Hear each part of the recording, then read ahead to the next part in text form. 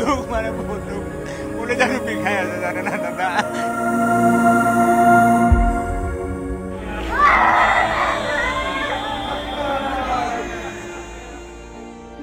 বামুণী মৈদামৰ জ্যোতিনগৰৰ এই নলাটোতে পৰি গৈছিল অবিনাশ এই ঠাইখিনিতে বাউল হৈ পৰিছিল এজন পিতৃ মোৰ চলি যদি ৰাখিলো মই যদি মৰি থাকিলো আমাৰ বহুত শান্তি পালো হয় মুখলধাৰ বৰষুণত নিজৰ লগত আহি থকা পুত্ৰক হেৰুৱাই পেলাইছিল এজন দুৰ্ভগীয়া পিতৃয়ে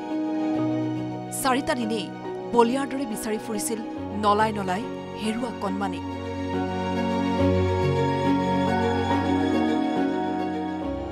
নাম তাৰ অবিনাশ অঞ্চলটোৰ মৰমৰ অবিনাশ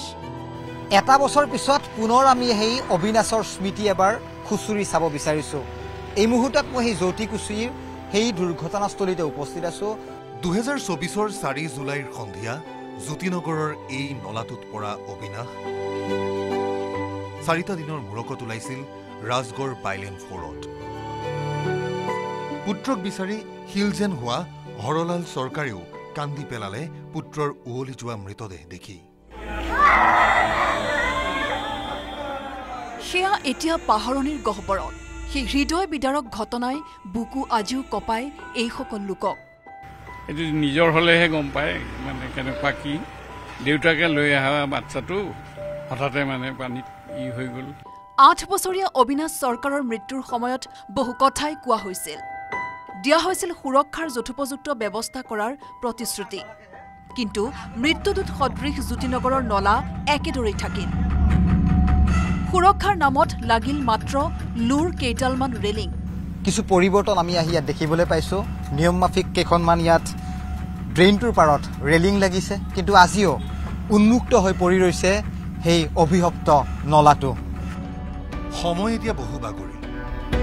বুকু খুদা হোৱা পৰিয়ালটোৰ খবৰ ল'বলৈ মঙলবাৰৰ দিনটোত বাট লৈছিল নিউজ 18 অসম নৰ্থ ইষ্টৰ সাংবাদিক দ্বিতীয়জন অবিনাশৰ মৃত্যুৰ বাবে যেন ৰৈ আছে চৰকাৰ প্ৰশাসন হেয়াই যেন এই মুহূৰ্তত আমাৰ এক প্ৰকাৰ অনুমান হৈছে কাৰণ এটা বছৰ পূৰ্বে আমাৰ মাজৰ পৰা অবিনাশ হেৰাই গ'লেও চৰকাৰ প্ৰশাসনে যি ফুলজাৰি মাৰিছিল উন্মুক্ত নলাৰ ওপৰত স্লেপ লগাই দিয়া হ'ব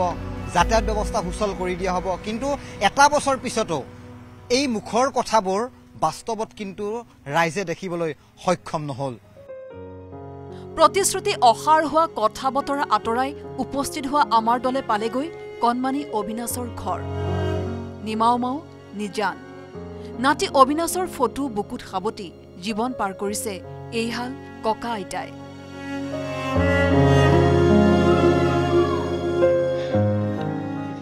নাতিৰ নামত পথটো নহল বুকুৰ ঘাঁ টুকুৰাৰ একমাত্ৰ মলম বুলিবলৈ এই পথটো মনত বহুত দুখ আজিও মই সেই নাতিৰ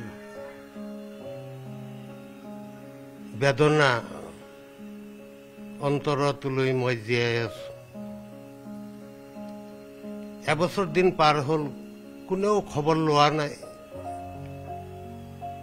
কি হ'ল কি নহল আজি আমাৰ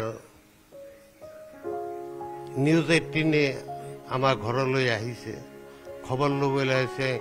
তেওঁলোকক অশেষ ধন্যবাদ পিতৃ হৰলাল চৰকাৰে বুকু ডাঠ কৰি এতিয়া নিত্য নৈমিত্তিক কামত ব্যস্ত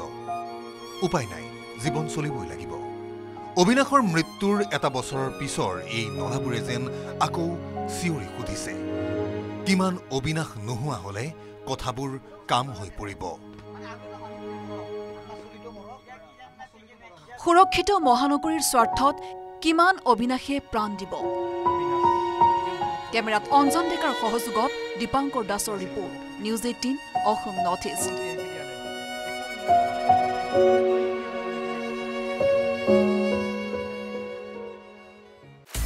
আপুনি বিচৰা বাতৰি পাব কেৱল নিউজ 18 এপত